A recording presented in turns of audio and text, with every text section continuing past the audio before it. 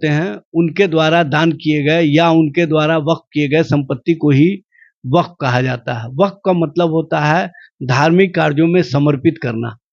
लेकिन ये जो धार्मिक कार्यों में समर्पित चीजें हैं उसको अपने में अर्पण करना चाहते हैं।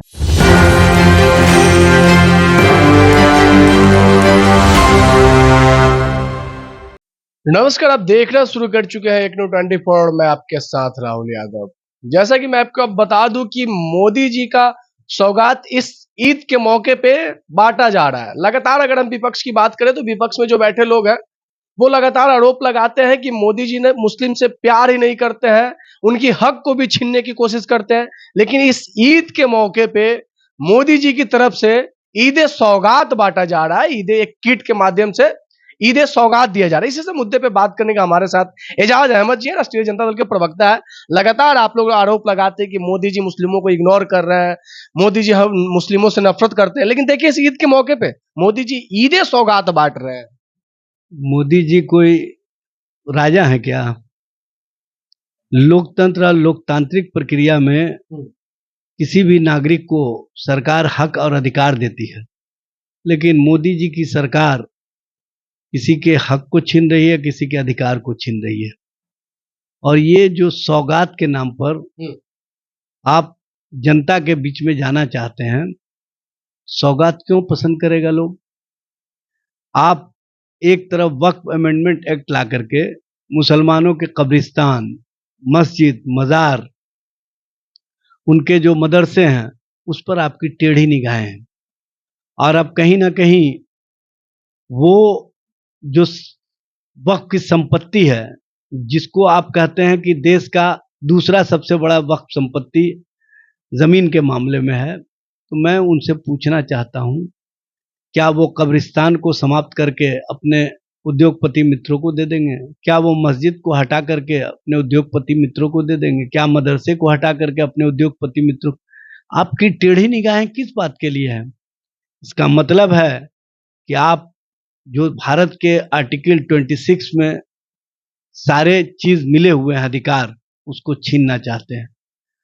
किसी भी धार्मिक संस्थान को चलाने के लिए जो भारत में संवैधानिक व्यवस्था है उसमें मैनेजमेंट कमेटी बनाने का अधिकार उस धर्म के लोगों को है जिस धर्म की संस्था है।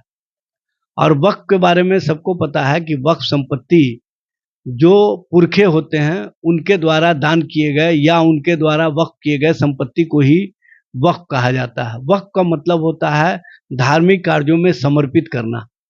लेकिन ये जो धार्मिक कार्यों में समर्पित चीजें हैं उसको अपने में अर्पण करना चाहते हैं। इस तरह की राजनीति, वो भी तब इनकी आंखें खुली जब इनके उद्योगपति मित्र जो मुंबई में रहते हैं एंटेलिया बिल्डिंग बनाए हुए हैं, जहां हेलीकॉप्टर से लेके सारे चीज उतरते हैं, उस पर जब वक्फ ट्राइब्यूनल ने फैसला दिया कि एंटेलिया बिल्डिंग वक्फ प्रॉपर्टी है और इसको इनको खाली करना होगा, तब उससे ध्यान भटकाने के लिए इन्होंने वक्फ अधिनियम संशोधन विधेयक लाया है।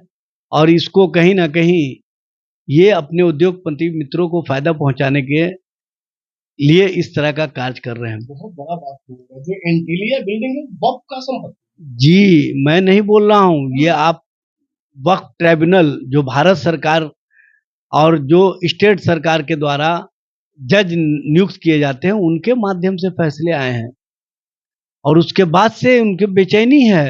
उसके बाद से वक्फ बिल में संशोधन भाई, उसी के बाद से ये नया कार्य शुरू किए हैं ताकि लोगों का ध्यान भटक जाए, नहीं तो एंटीलिया का चर्चा शुरू रहता रहेगा।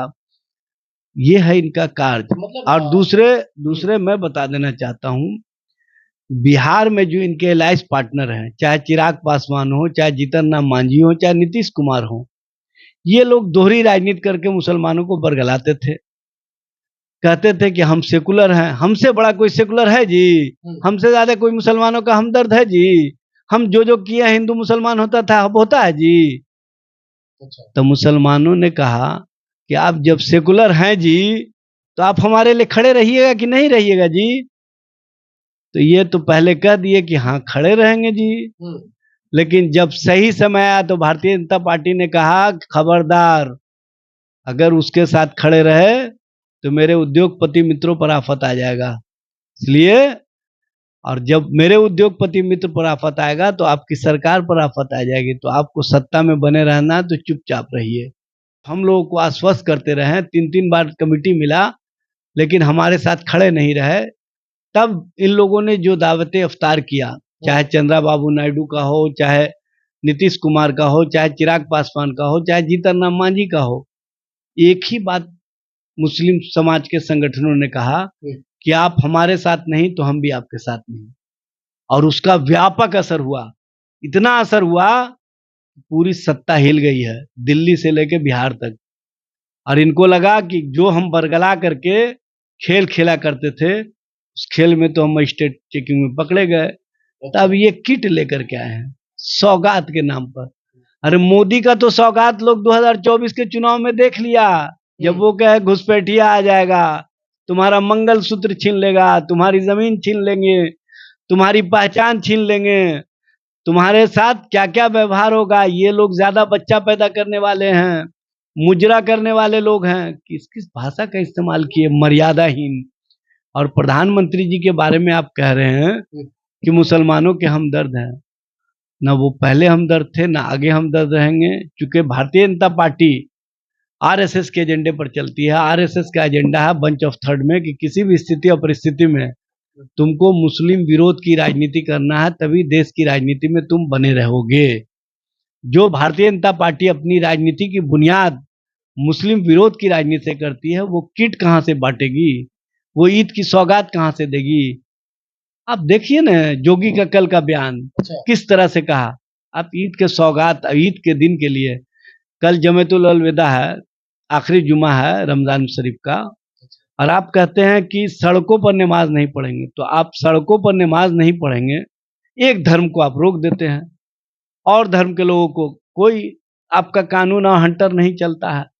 तो देश में दोहरी राजनीति, दोहरी सोच, दोहरी न्याय प्रणाली, दोहरी न्याय व्यवस्था जो चल रही है, ये देश और देश के राजनीति के लिए भी हानिकारक है। और देश की जो गंगा जमुनी संस्कृति है, जो देश अनेकता में एकता रहा का मिसाल रहा है, उसके लिए भी कहीं ना कहीं संकट की स्थिति आ गया है। और अब तो सीओ जैसे पद पर बैठा हुआ व्यक्ति राजनीतिक भाषा बोलता है, संभल का सीओ, और वो दुलरुआ बना हुआ है योगी आदित्यनाथ का। तो ऐसा अगर अधिकारी पदाधिकारी अब राजनीतिक भूमिका में आ जाए और मुसलमानों को लेसन देने लगे, तो इसी से समझ लीजिए कि देश और देश की राजनीति और देश कहां जा रहा है, देश को लोग कहां पहुंचाना चाहते हैं, देश को अपनी राजनीतिक हित के लिए कहां ले जाना चाहते हैं, यह स्पष्ट रूप से दिखता है।